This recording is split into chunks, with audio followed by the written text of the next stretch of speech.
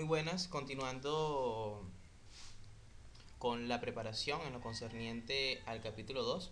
Hoy vamos a estar abordando en cuanto al comportamiento de los suelos el tema relativo a asentamiento. Quienes habla, profesor Elías Santana, soy ingeniero civil y profesor de la unidad curricular mecánica de los suelos.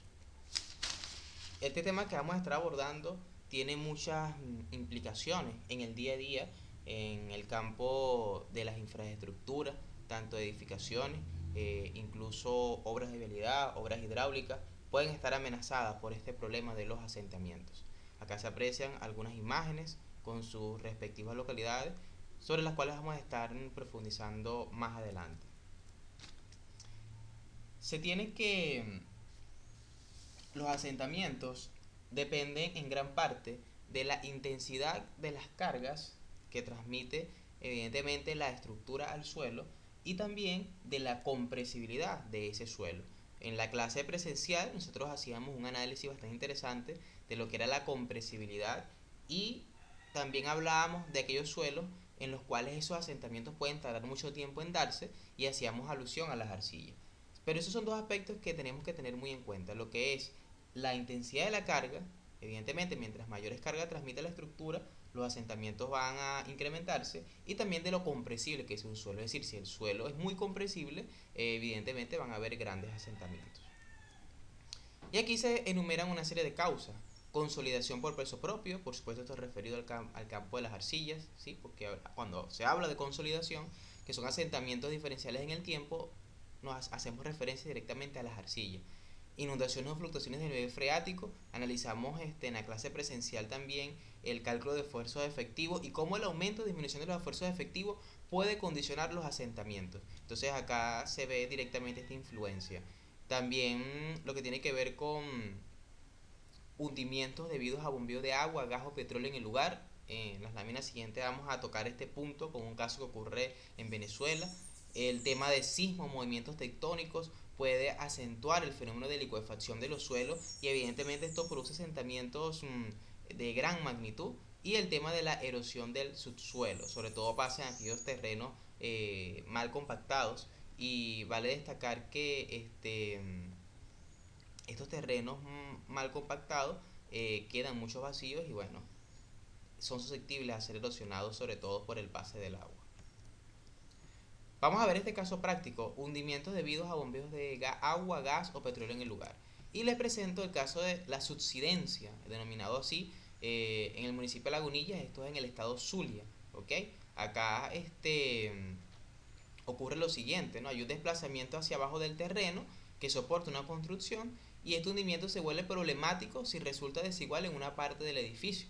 Claro está, si por ejemplo todo este edificio se hunde en igual magnitud, en iguales proporciones, tendríamos lo que llaman una deformación absoluta o asentamiento absoluto, y es posible que no cause deterioros pues en los componentes estructurales, pero igual puede causar problemas en tuberías, por ejemplo, ¿sí?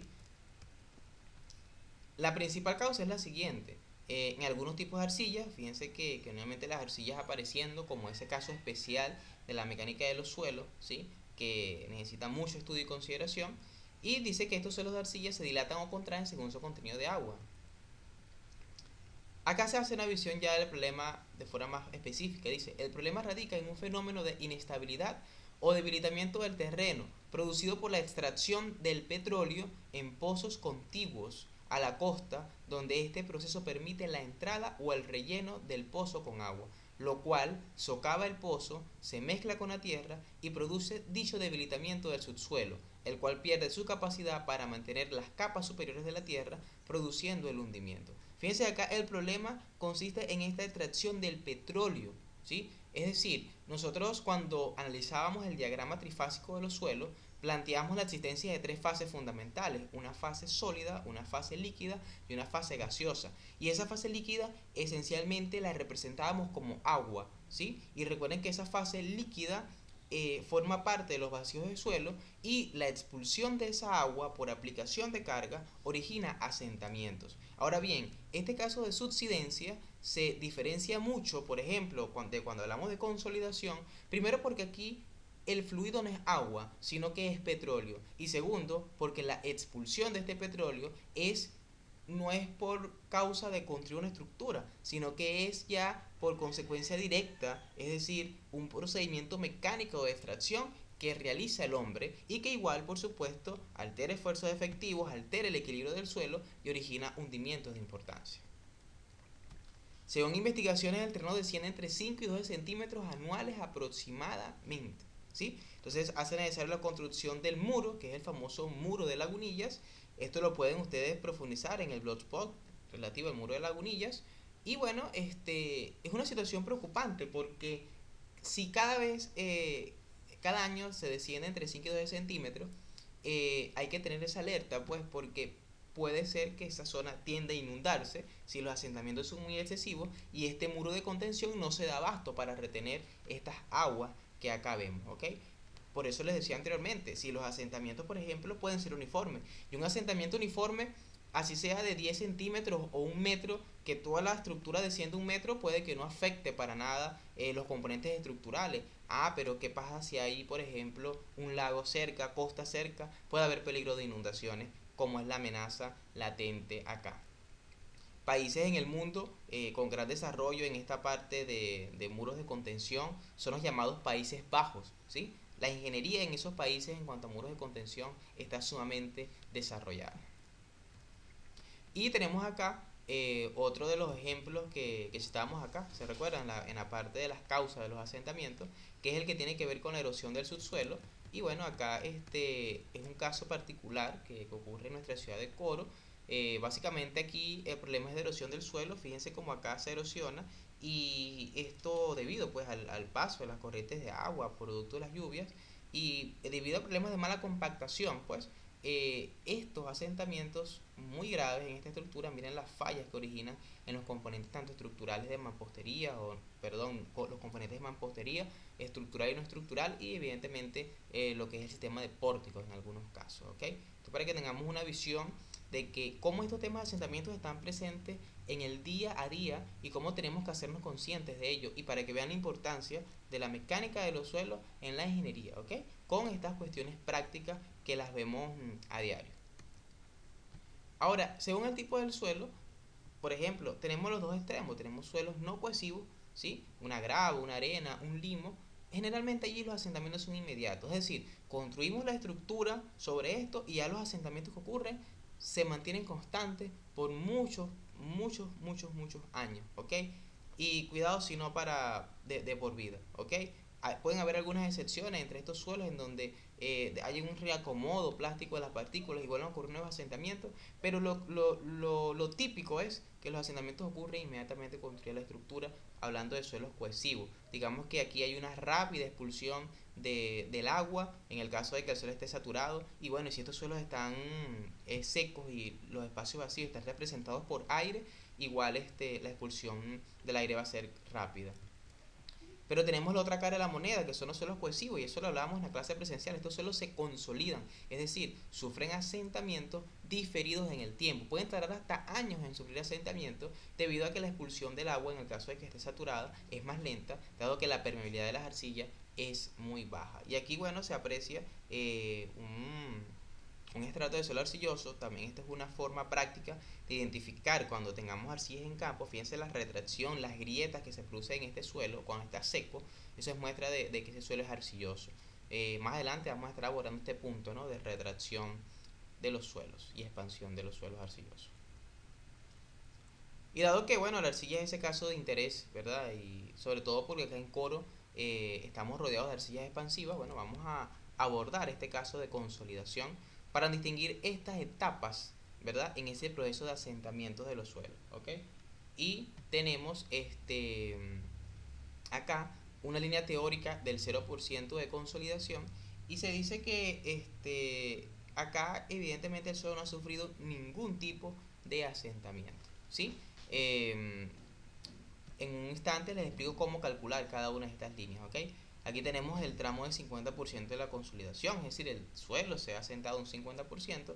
Y fíjense acá hay un tramo de 100% de consolidación primaria, que lo denominan así, y es porque ya en este punto ese exceso de presión a la hidrostática ha sido liberado. Recuérdense que en la clase presencial nosotros hablábamos de que la presión neutral es igual a la presión hidrostática más un exceso de presión. Ese exceso de presión va asociado directamente a la carga o la sobrecarga aplicada. Y decíamos que en el instante en el que se aplique esa carga, ese exceso de presión inicialmente es asumido por el agua. Es decir, el agua es la que se presuriza debido a que no sale tan fácilmente del suelo.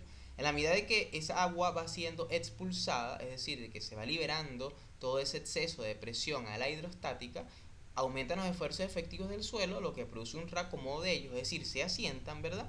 Y se libera, bueno, todo ese exceso de presión a la hidrostática, transfiriéndoselo al suelo, ¿ok? Entonces, cuando se libera todo ese exceso de presión a la hidrostática, es cuando ya se produce este 100% de la consolidación primaria. Después de acá viene otro tramo que es el referente a la consolidación secundaria, como acá se aprecia. Y bueno, se ha observado que la magnitud de los esfuerzos verticales prácticamente no influye en este caso de consolidación secundaria. O sea, es un caso que, digamos, no es tan determinante, pues, a la hora de trabajar los asentamientos en las arcillas, como se dijo anteriormente, porque las cargas verticales poco influyen acá. También es porque esto ocurre en periodos de años, o sea, demasiado extenso. Y de paso que en suelos que se le ha sido aplicado técnicas de precarga, esta consolidación secundaria es prácticamente despreciable. De tal modo que nos podemos centrar básicamente en esta parte de consolidación primaria, ¿ok? Y distinguirla de los otros tipos de suelos, dejando claro de que esto es típico en estos suelos arcillosos. ¿Okay?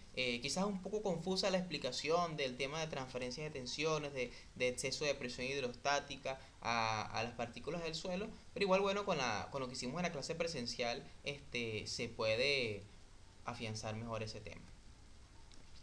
Acá, del libro de la profesora Fratelli, Suelo, Fundaciones y Muros, en la página 49, les recomiendo que lean estas relaciones esfuerzo-asentamiento en los suelos, ¿ok?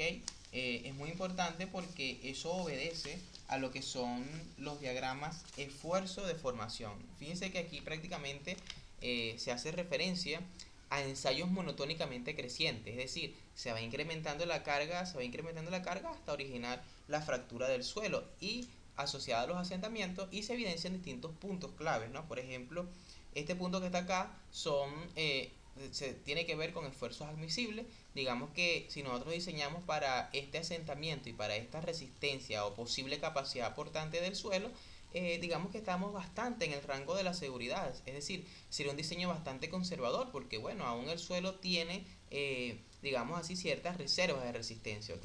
Cuando llegamos a este parte de esfuerzos 2, ya aquí comienza a haber una fractura por corte, y fíjense cómo se produce acá una especie de codo, ¿sí? Hay un cambio de pendiente, hay un cambio de rigidez importante en el suelo. Entonces esto sí puede ser un tope interesante a la hora de diseño, a la hora de estimar esa, esa capacidad portante del suelo, ¿ok? Porque ya evidentemente si llegamos hasta estos puntos, bueno, ya estamos llegando a estados de falla, y diseñar, digamos, por acá es bastante arriesgado, ¿ok? Ya tendríamos que mantenernos por acá por el rango de la seguridad. Al mismo tiempo que, bueno, normalmente en el diseño nosotros utilizamos factores de seguridad, etcétera. Bueno, son temas que se van a estar abordando en capítulos posteriores, ¿ok?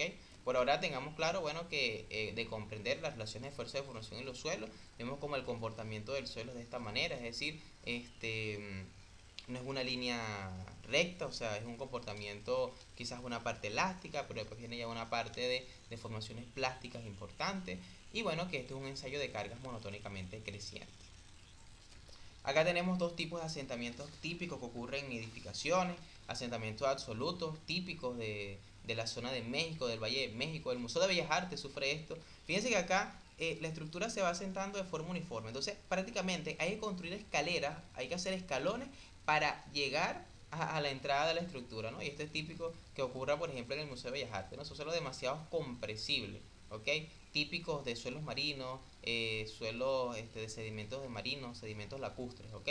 Y por otro lado tenemos acá estos suelos en los cuales puede haber una desigualdad en los asentamientos, ¿no? Esto es lo que se conoce con el nombre de asentamientos diferenciales, y esto sí es perjudicial para lo que son los componentes estructurales, ¿ok? Porque aquí sí, al existir este asentamiento diferencial, hay riesgo, o mejor dicho, ocurren fallas en los elementos estructurales y no estructurales, ¿ok? Entonces, este punto se aborda con el tema de distorsión angular, que vamos a estar haciendo ejemplos en sesiones presenciales, y al mismo tiempo acá ahorita les voy a presentar algunas tablas referidas a esto, ¿ok? Pero estos son los tipos de asentamientos, y fíjense que hay una característica muy importante, no estamos hablando de bases rígidas, ¿ok? El cimiento es rígido. Normalmente para nosotros estimar la rigidez de un cimiento, se hacen algunas pruebas de módulo de balasto, que posiblemente se las presente en la clase presencial, para que ustedes evidencien bien y tengan ese criterio sólido, ¿no?, de cuando una base es rígida o flexible, como este caso. Fíjense acá, en una base flexible es otra historia, ¿ok? Fíjense que, por ejemplo, ya refiriéndonos al caso de interés de una arcilla, es posible que haya asentamientos convexos de este tipo. Y miren, ¿verdad? Producto de este levantamiento que puede pasar aquí en arcilla, miren cómo se originan estos patrones de agrietamiento en este edificio. Entonces eso nos puede dar una idea de qué puede estar pasando en una estructura al momento de querer nosotros, por ejemplo, inspeccionar estructuras ya construidas que presenten fallas. Bueno, esto nos da también una ligera idea. Y fíjense acá otro tipo de asentamiento cóncavo, ¿ok? La forma tan interesante como se presenta, ¿sí? Para bases flexibles. Por eso es importante mostrarles a ustedes en la clase presencial ese tema de módulo de balasto para estimar si un cimiento es flexible o es rígido. Eso es bastante sencillo de hacer. Aquí están algunas tablas para estimar lo que tiene que ver con las distorsiones angulares, porque ya estas tablas, dependiendo del tipo de estructura, tendremos algunos requisitos que nos exigen las normas.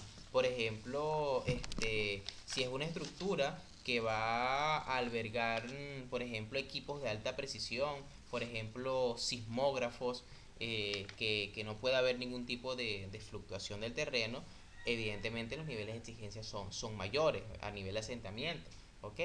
Este, si son estructuras que van a albergar reactivos nucleares, también son estructuras muy exigentes a nivel de asentamiento. Si son estructuras, por ejemplo, que conservan piezas de gran valor histórico o estructuras de gran valor histórico, por supuesto que allí el tema de los asentamientos requiere una exigencia bastante considerable, ¿sí? Por ejemplo, acá, fíjense, límite para el buen funcionamiento de maquinaria sensible a asentamiento. Entonces, los valores de distorsión angular tienen que estar entre estos valores. Nosotros vamos a estar haciendo una serie de ejercicios relativos a estos para afianzar mejor estos puntos. También, bueno, aquí tenemos otras consideraciones, ¿sí? En lo que tiene que ver con el campo de los asentamientos para distintos tipos de suelos, distintos tipos de obras. Y entonces, bueno, vamos a estar haciendo un recorrido pues por todas estas obras, ¿ok? Vale destacar que el tema de los asentamientos es muy importante porque forma parte del diseño geotécnico de una fundación, ¿ok? Nosotros tenemos que preocuparnos por los asentamientos. Y bueno, una vez que estemos seguros de que, bueno, a nivel de asentamientos no habrá problema, entonces empezamos a trabajar esa capacidad portante del terreno, ¿cierto? Para ya hablar en términos de resistencia, pero siempre y cuando, bueno, teniendo esta visión en conjunto, pues, relaciones de esfuerzo versus asentamientos. Esto es un gráfico muy interesante porque eso hay que visualizarlo así, ¿ok? Garantizar condiciones de deformabilidad, pero también garantizar condiciones de resistencia, ¿sí? Cuando se logra eso, bueno, estamos haciendo un diseño adecuado, pues, de las respectivas cimentaciones, ¿ok? Y bueno, ya para finalizar el tema de asentamientos, bueno, se habla de la evolución de los asentamientos en el tiempo, ¿ok? Como les dije anteriormente, las arcillas, suelos que son prácticamente impermeables, los asentamientos se caracterizan porque evolucionan en el tiempo, ¿ok? Entonces, bueno, vamos a estar estudiando allí cómo hacer estos gráficos de evolución de los asentamientos en el tiempo, y vamos a estar haciendo también algunos ejercicios prácticos. De todas formas, ustedes los pueden ir consultando del libro de la profesora Fratelli, que ahí están bastante explícitos. Bueno, muchachos, espero les haya gustado este video educativo. Dejen sus comentarios en este espacio de YouTube. Si tienen alguna duda, sugerencia, la pueden escribir. Y bueno, nos vemos en una próxima clase presencial. Muchas gracias.